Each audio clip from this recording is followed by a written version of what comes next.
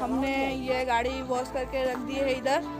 ये छोटू चेतू आपको पहचाना होगा, ये जेसीबी के ड्राइवर, वो आपको देख रहा होगा सामने जेसीबी, वो उसके ड्राइवर है।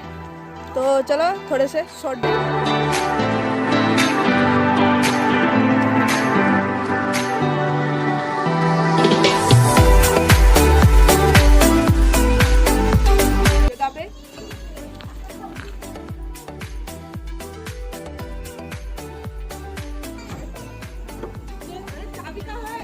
मेरे पास नहीं, तुम्हारे पास है। चाबी किधर है? तुम्हारे पास थी। चाबी नहीं है।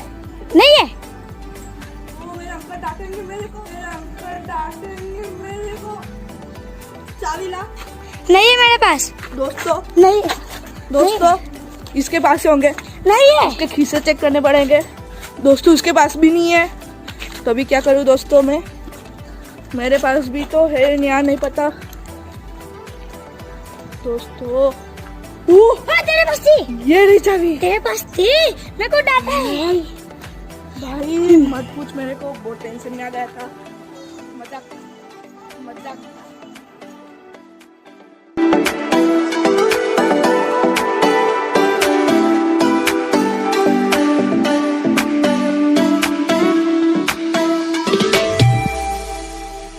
गाइस आपको वीडियो अच्छा लगा तो प्लीज लाइक जरूर से कर देना। और चेतू मजा आया?